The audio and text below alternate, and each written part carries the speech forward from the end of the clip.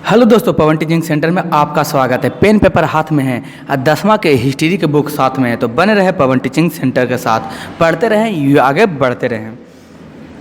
आज हम लोग पढ़ने जा रहे हैं प्रथम विश्व युद्ध के कारण के दूसरा कारण क्या था, उसके बारे में हम लोग पढ़ने जा रहे हैं। अगर आप ये पार्ट 3 है, अगर आप इस वीडियो को देख रहे हैं तो सबसे पहले जाकर इसके पार्ट 1 और पार्ट 2 देखिए, जिससे कि आपको इस वीडियो को समझने में क्या हो, आसानी हो, या इसके आगे जो पढ़ाने जा रहे हैं वो समझने में आपको आसानी हो। तो हम लोग चलते हैं।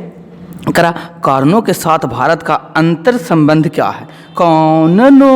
कारणों के साथ भारत का अंतर संबंध क्या?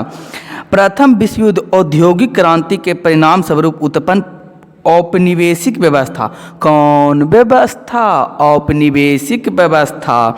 औपनिवेशिक व्यवस्था भारत सहित अन्य एशियाई तथा अफ्रीकी देशों में उसकी स्थापना और उसे सुरक्षित रखने से प्रयास में क्रम में लड़ा गया है। करा है। अगर आप इसे देखा जाए तो उस समय एशिया जो अफ्रीका था, वो अपने स्थान को सुरक्षित रखने के लिए बहुत सारे क्रम में लड़ाई की है, बहुत सारे प्रयास किए, जिससे वो अपने आप को खुद को क्या रख सके, सुरक्षित रख सके। ब्रिटेन के उसी उपनिवेशक में भारत सबसे महत्वपूर्ण था और इसे प्रथम महायुद्ध, कौन युद्ध? महायुद्ध। प्रथम महायुद्ध के अस्तित्व माहौल में भी हर साल में सुरक्षित रखता। आप देख रहे हैं यहाँ पिक्चर में दिखाई दे रहा होगा एनी बेसेंट। एनी बेसेंट के बारे में हम लोग आगे पढ़ते हैं, समझते हैं क्या एनी बेसेंट क्या किए हमारे भारत के लिए। तो कह रहा है कि उनकी प्रारंभिक पहली प्राथमिकता थी। युद्ध आरंभ होते ही ब्रिटिश सरकार ने घोषणा की कि भारत में ब्रिटिश शासन का लक्ष्य यहाँ क्रमशः एक जिम्मेवार सरकार की स्थापना करना है। भारत का लक्ष्य लगा रखा। ब्रिटेन सरकार ने घोषणा किया कि भारत के ब्रिटिश सरकार का लक्ष्य यह है कि एक जिम्मेवार सरकार का स्थापना करना। कहाँ? भारत में। ऐसा कहा कि इसको भारत को फुसलाने के लिए कह सकते हैं, या भारत को अस्थिरता के समझाने के लिए, या भारत को अपने पक्ष में झुकाव करने के लिए, आंदोलन को कम करने के लिए। अतः 1916 में सरकार ने भारत में आयात शुल्क लगाया ताकि भारत में कपड़े उद्योग की विकास को हो सके और उसका फायदा अंग्रेज को मिल सके। यही कारण था कि भारत ने क्या लगा दिया, अंग्रेजों ने लगा दिया। कौन सूत्र? आयात सूत्र। आयात मतलब कुछ बाहर से जो वस्तु आएगा वो भारत में भी टैक्स अब देना पड़े। इसके पहले क्या था, जो टैक्स आयात लगाया हुआ था, कौन सा टैक्स लगा? नीचे कमेंट बॉक्स में लिख के हमको बताइए। जो भारत के वस्तु आए थे तो इसमें ज़्यादा टैक्स लगता था। भारत से वस्तुओं को बाहर जब इंग्लैंड में जाके बेचना है तो ज़्यादा टैक्स लगता था, और इंग्लैंड से ला के भारत में बेचना था तो टैक्स मुक्त था। वो कौन से एक्ट के द्वारा लाया गया था और कब लाया गया था, जो हमें नीचे कमेंट बॉक्स में लिख के बताइए। तो कह रही आयात सूत्र लगाया गया क्योंकि अगर बाहर से आएगा टैक्स तो क्या उससे मुनाफा होगा, बाहर का कपड़ा भी बेचा जाएगा भारत में, तब कपड़ा का उद्योग का विकसित होगा भारत में और अंग्रेजों को मुनाफा होगा। इस कारण इस अपने फायदे के लिए यह टैक्स लगाया। कौन ये टैक्स लगाया? तो भारत के अंग्रेज ने टैक्स ये लगाया। खरा भारतीय घटनाक्रम। कौन क्रम? भारतीय घटनाक्रम। विश्व युद्ध के समय भारत में होने वाली तमाम घटनाएं युद्ध से उत्पन्न परिस्थितियों की ही देन थी। उसकी देन थी? युद्ध से उत्पन्न परिस्थितियों की ही देन थी। इसने भारत में एक नई आर्थिक और राजनीतिक स्थिति पैदा की। कौन स्थिति? राजनीतिक स्थिति पैदा की, जिसमें भारतीय राष्ट्रवाद। कौन राष्ट्रवाद? भारतीय राष्ट्रवाद ज़्यादा परिपक्व हुआ। युद्ध प्रारंभ होने के साथ ही तिलक और गांधी जैसे राष्ट्रवाद नेताओं ने ब्रिटिश सरकार से युद्ध प्रयासों में हर संभव सहयोग दिया। क्या हुआ, जब युद्ध होने रहा था तो युद्ध समाप्त होने के बाद देखा हर एक जो भी तिलक जो थे, राष्ट्रपति जो घोषित है, गांधी जी थे, और राष्ट्रीयतावादी व सभी नेता ने ब्रिटिश सरकार के युद्ध में प्रयासों में हर संभव सहयोग किया कि युद्ध किसी तरीक़े से ये इंग्लैंड युद्ध जीत जाए। क्योंकि इंग्लैंड को बोला गया था, इंग्लैंड बोला था 1916 में बोला था कि हम तो क्या करेंगे, जब हम युद्ध लड़ रहे हैं तो युद्ध अगर जीत जाएंगे ना, तो जीतने के बाद तो वहाँ को क्या करेंगे, आज़ाद कर देंगे। एक नया ब्रिटिश सरकार में आपका शासन, एक ऐसा शासन बनाएंगे जिससे भारत का सुचारू रूप से चलाया जा सके, या भारत कह सकें भारत अच्छी तरीक़े से चल सके। यही कारण ने यहाँ के राजा तिलक जो थे, यहाँ के जो राष्ट्रवादी थे तिलक और गांधी और बहुत सारे अन्य नेताएं जो थे, सभी सपोर्ट कर रहे थे, सहमत कर रहे थे, हर एक क्षेत्र से सहमत कर रहे थे, हर एक तरीके से कर रहे थे। क्या चीज़ कर रहे थे? सपोर्ट कर रहे थे। किसका सपोर्ट कर रहे थे? ब्रिटिश सरकार को कि युद्ध में क्या हो जाए, जीत जाए, बढ़ने सहयोग दिया, क्योंकि उन्हें सरकार के स्वराज संबंधित आवश्यकता आश्वासन पर भरोसा था। क्योंकि ब्रिटेन जो क्या था, आश्वासन दिया था 1916 में कि मैं जब जीत जाऊंगा तो मुझे तुम लोग सहयोग दो, अगर मैं सहयोग करके जीत जाता हूं तो तुम्हारा सरकार जो है कि अच्छा सा शासन बनाऊंगा, ब्रिटिश सरकार का स्थापना करूंगा, और वो भी कैसा जिम्मेवार सरकार की स्थापना करूंगा जिससे आपके देश में और विकसित हो पड़े, आपके देश जो आप मांग कर रहे हैं उसमें भी विकसित हो सके और बहुत सारी चीज़ों में क्या हो सके, विकसित हो सके। इसने भारत में एक नई भरोसा, इसका यही कारण था कि इन्होंने सपोर्ट किया, क्योंकि इन लोग को सरकार ब्रिटेन पर भरोसा था कि ये लोग जो बोल रहे हैं वो करेंगे। युद्ध के आगे बढ़ने के साथ ही भारतीयों का भ्रम टूट गया।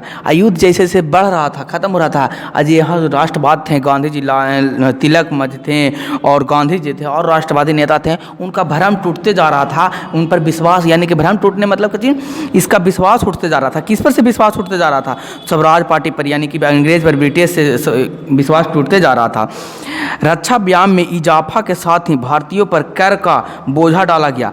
जैसे ही रक्षा के नाम पर लेके, यानी कि सुरक्षा के नाम पर, युद्ध के नाम पर भारतीयों के लोगों पर क्या चीज, टैक्स को बढ़ा दिया गया, जिससे कि क्योंकि युद्ध हो रहा था, युद्ध में तो वो पैसे की ज़्यादा लागत होता है, इसलिए इनको टैक्स क्या कर दिया गया, बढ़ाते चला दिया गया, ये कह सकते हैं कि बढ़ाने लगा गया, जिससे महंगाई का दर भी काफ़ी बढ़ गया।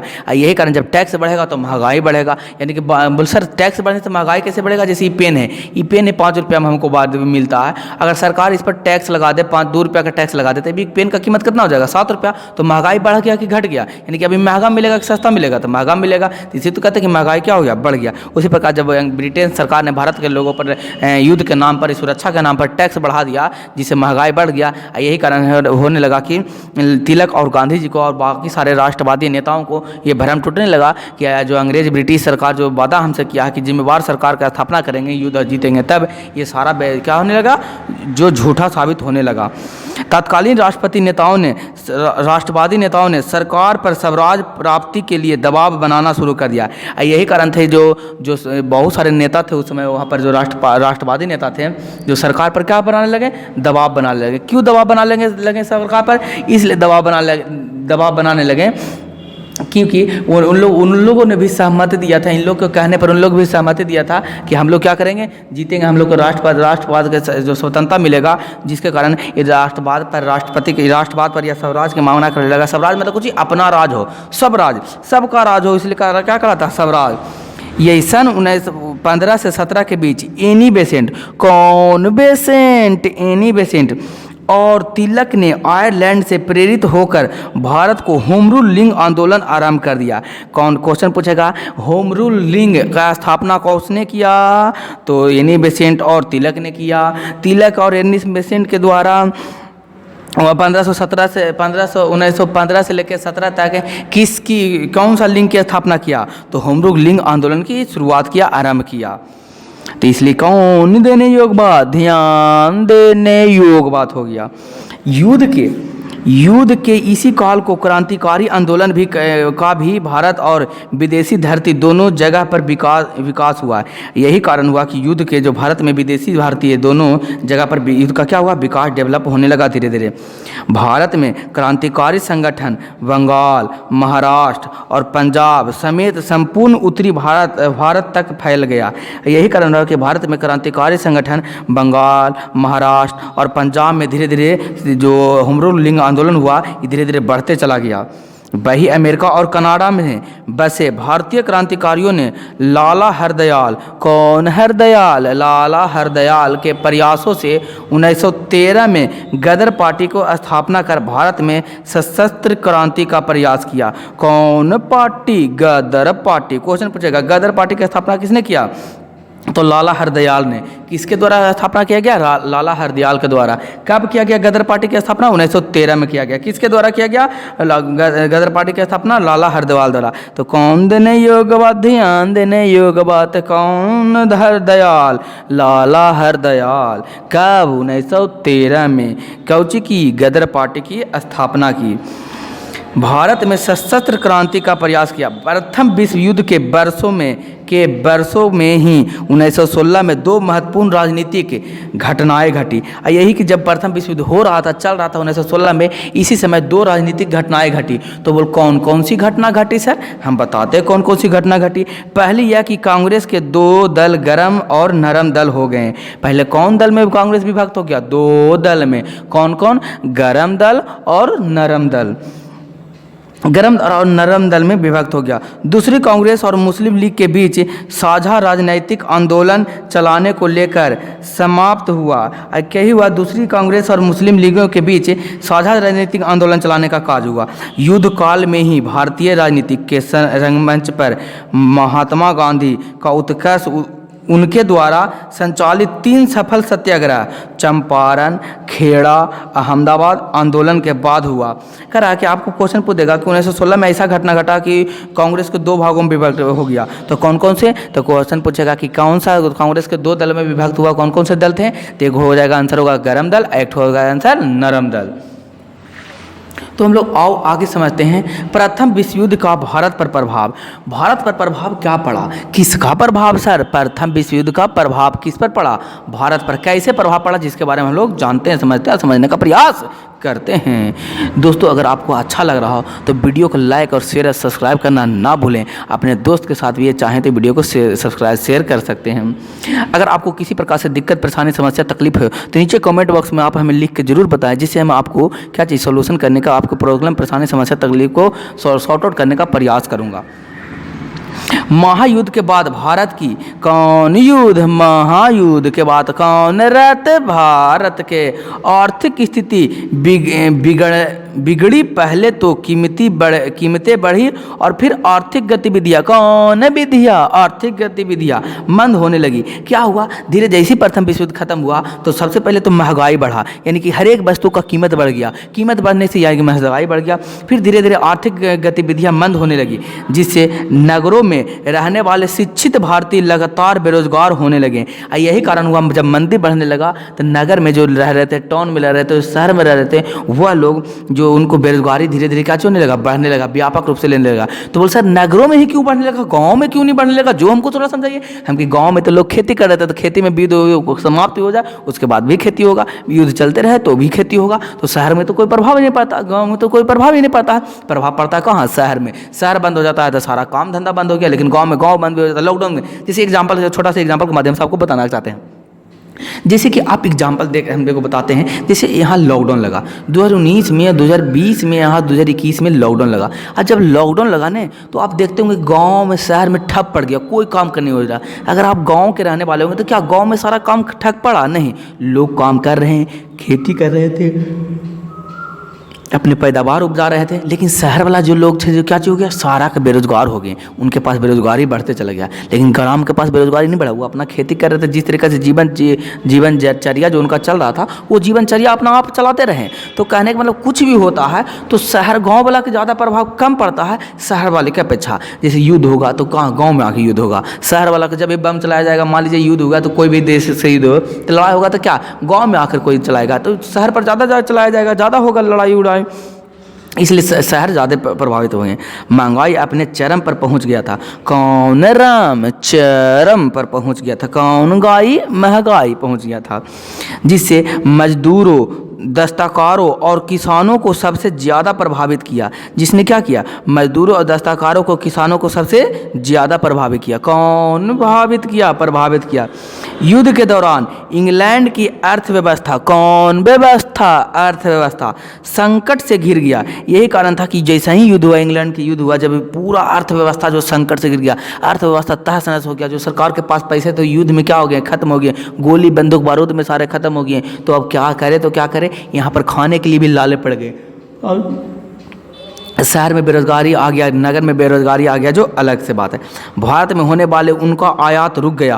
और जो विदेश से जो आ रहा था, आयात आ रहा था, जो भी इंपोर्ट हो रहा था, जो भी वस्तुएं आ रहे थे, कंपनी के द्वारा लाए जा रहे थे, उस सब क्या हो गया? उस पर सभी चीज़ पर रोक लग गया, जिसके कारण भारतीय उद्योग फले फूले थे। यही कारण था कि भारतीय उद्योग क्या हो गए? जब बाहर इंग्लैंड से सामान आने के लिए बंद हो गए तो भारत क्या, भारत तो ऐसा ही नहीं रह जाएगा। तो भारत वाला खुद लोग अपने बनाकर, यहाँ के व्यापारी लोग बनाकर यहाँ पर काम करना स्टार्ट कर दिए या शुरू कर दिए, यहाँ पर काम होने लगा। जिसके कारण भारत में उद्योग क्या होने लगा, फूलने फलने लगा, या कह सकते हैं कि भारत का उद्योग थोड़ा सा बढ़ा। कह रहा भारतीय उद्योगपति का एक वर्ग इस परिस्थितियों में उद्यत हुआ, लेकिन जैसे ही युद्ध समाप्त हुआ स्थितियां बदल गई और जैसे ही क्या हुआ हल्का फल्का बढ़ा। भारत के जो उद्योग था बढ़ा, लेकिन जैसे ही कहानी क्या हुआ रुका, यहाँ का जो युद्ध रुका, युद्ध रुकते के साथ ही यहाँ की कहानियाँ क्या हो गई, खत्म हो गई, बंद हो गई। कैसे कि क्या हुआ, पुनः भारत में विदेशी पूंजी का प्रभाव बढ़ा। भारतीय उद्योगपति सरकार से चाहते थे कि विदेशी वस्तुओं के आयात पर सरकारी भारी शुल्क लगाएं ताकि उनका घरेलू उद्योग बढ़े, लेकिन ऐसा नहीं हुआ। अब चाहते थे विदेशी वस्तुओं पर आयात करना चाहते थे, जो भारत में जो कंपनी बढ़ा, जिसके ज़रिए यहाँ के लोग चाहने लगे कि यहाँ पर क्या चाहिए, घरेलू लोग बढ़े। इस परिस्थितियों में उनका महसूस किया कि एक मजबूत राष्ट्रीय आंदोलन द्वारा दबाव बनाकर ही यह प्राप्त किया जा सकता है। इससे उनको महसूस हुआ कि अंग्रेज़ों को रोका वैसा ही जा सकता है जब एक राष्ट्रीय आंदोलन करना पड़ेगा, जिससे अंग्रेज़ों पर क्या पड़ेगा, दबाव पड़ेगा। और जब अंग्रेज़ों पर दबाव पड़ेगा तो ये हमारे बातों को क्या करने लगे, मानने लगेंगे।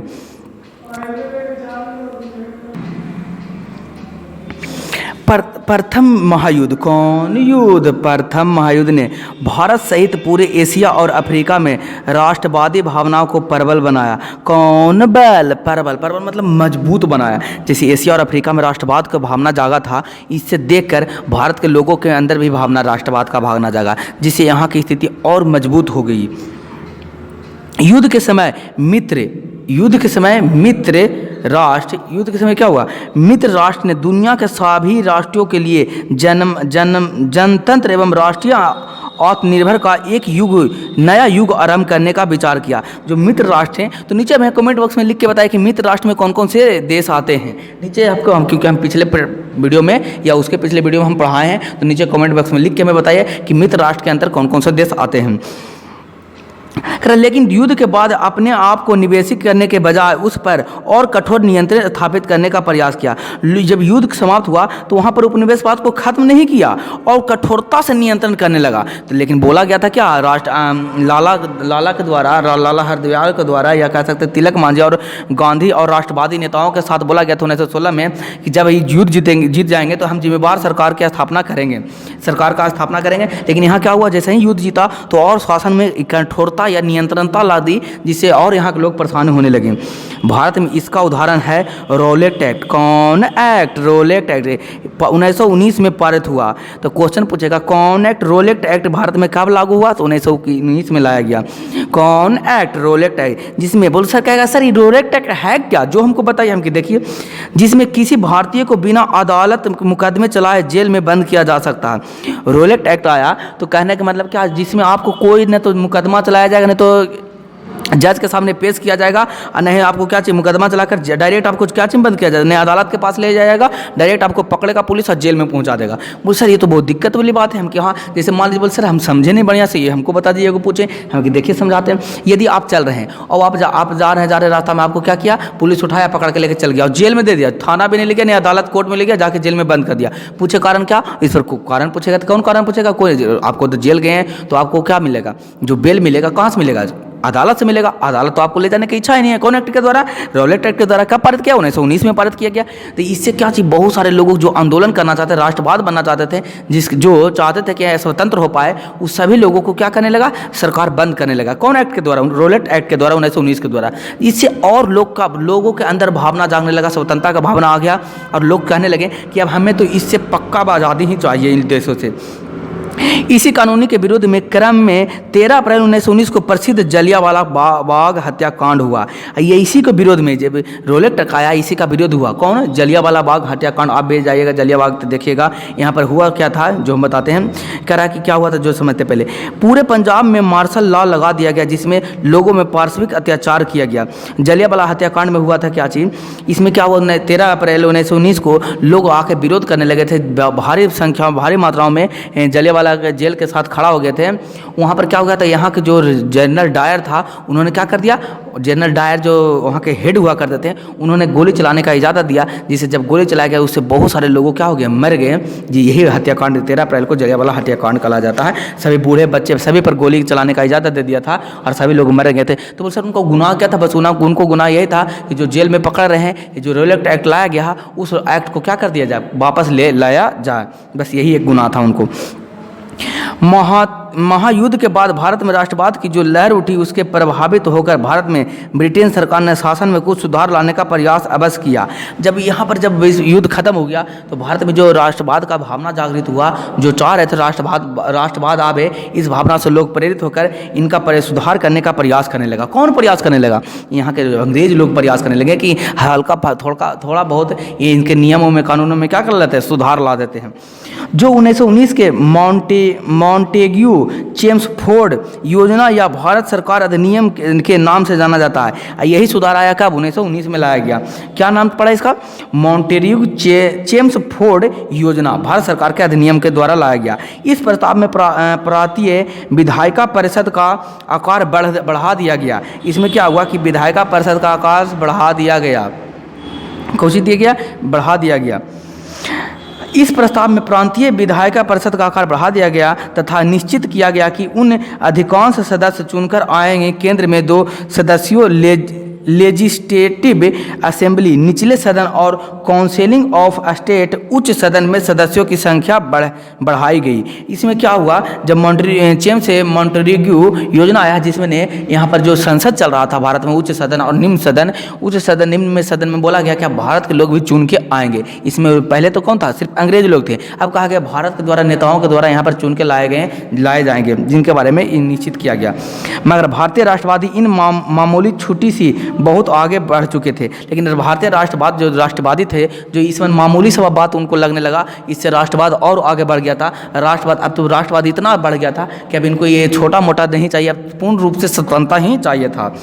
और स्वराज या राजनीतिक की छाया मात्र से संतुष्ट होने वाली नहीं थी। अब ये स्वराज को कह दिया जाएगा कि स्वराज है और राजनीतिक में थोड़ा बहुत सुधार लाया जाएगा कि अंग्रेज की संख्या कम, अंग्रेज की संख्या की जगह पर सिर्फ किसका, अब भारतीयों की संख्या भी लाया जाएगा। इससे संतुष्ट वहाँ रहने वाले भारत के लोग नहीं थे, क्योंकि इनमें राष्ट्रवाद का जागृत इतना बढ़ गया था, इतना बढ़ गया क्या कि वो चाहते थे कि पूर्ण रूप से हमें स्वतंत्र मिल जाए, अंग्रेजों से छुटकारा मिल जाए। अतः वे लोग निर्णायक राजनीतिक संघर्ष के लिए मानसिक रूप से तैयार हो गए। यही कारण था कि वो उन लोग निर्णय लेने के लिए मानसिक रूप से तैयार हो गए कि अब हम लोग पूर्ण रूप से निर्णय हमको चाहिए। अब छोटे मोटे कानूनों को सुधार लाकर या छोटे मोटे सुधारों करके उससे काम चलने वाला नहीं है। प्रथम विश्व युद्ध के प्रत्यक्ष प्रभाव खिलाफत आंदोलन के रूप में सामने आया। यही कारण था कि प्रथम विश्व युद्ध के प्रत्यक्ष इसका एक आंदोलन आया, उसका आंदोलन का नाम था कौन आंदोलन, खिलाफत आंदोलन। कौन आंदोलन, खिलाफत आंदोलन। नीचे जल्दी कमेंट बॉक्स में लिखा दिए जलियांवाला हत्याकांड कब हुआ, कौन से अप्रैल को, कौन से साल में हुआ था, जल्दी नीचे कमेंट बॉक्स में हमें लिख के बताइए।